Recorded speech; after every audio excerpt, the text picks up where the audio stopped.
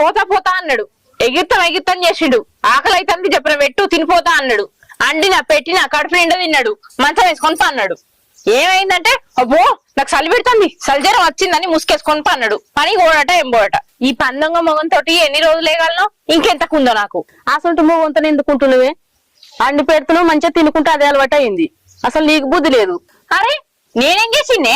పని పోకు ఏం పోకు కమ్మ అండి పెడతామో కూడా తిని వండని చెప్పినా. పని చేసుకోమనే కదా నేను కూడా చెప్పేది. ఒకదాన్ని ఎంతకన్నా చేయాలి? ఏ పని చెప్పినా ఇజ్జెత్తా అజ్జెత్తా అంటాడు కానీ చెయ్యనే అయ్యాడు. తినదాకనేమో అన్నం తినంది నేనేం పని ముట్టా, నేనేం పని చెయ్యా అంటాడు. కడుపులు ఇంత పడ్డాక అబ్బో బగ్గ తిన్నాక నేను అసలే పని చూడుకోవాలంటాడు. ఇక ఎట్లా ఆయన తోటి నెగ్గాలి? ఏమన్నంటే నాకు తినే ముందేం చెప్పకు, తిన్న తర్వాత ఏం చెప్పకు, ఈ మధ్యలో ఏదైనా సమయం ఉంటే గప్పుడే చెప్పు అంటాడు. ఇక ఎప్పుడు చెప్పాలి నేను? పిసాని ఎత్తుడు నన్ను మాటలతోటి ఎట్లనే ఉడక రావాలి నేను? ఇక నీ బాధ నేను చూస్తలేనా అని నాకు తెలియదా? ఆయన మారడిగా నేను పని చెప్తా చెప్పినట్టు వింటావా? ఏంటిదక్క? ఇల్లు సంసారం ఇష్టపడి సపడాక మీ అవ్వగారి ఇంటికి అన్నం పెట్టలు ఉండరు ఏముండరు. అప్పుడు ఆయనకి ఏర్పడుతుంది.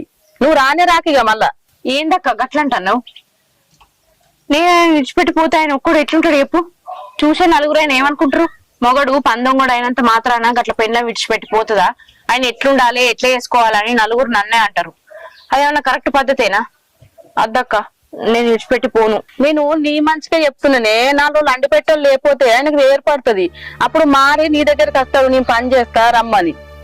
ఖచ్చితంగా మారతాడే. మారకపోతే నన్ను అడుగు. అక్క ఇన్ని రోజులు ఆయన మారాలని నేను ఎన్నో ప్రయత్నాలు చేసిన. నేను మా ఊళ్ళ ఇంటికి పోతేనే ఆయనలో మార్పత్తుందంటే ఖచ్చితంగా పోతా. ఆయన మారుడే నాకు కావాలక్క. కానీ విడిచిపెట్టిపోయినా అని కొంచెం బాధ అనిపిస్తుంది. ఏం కాదు, ఆయన మారుతాడంటే నేను ఎంత బాధనైనా భరిస్తా. సరే నువ్వు చెప్పినట్టు చెప్తా. ఇయ్యాలని మా ఊళ్ళ ఇంటికి పోతా. ఉంటా మరి.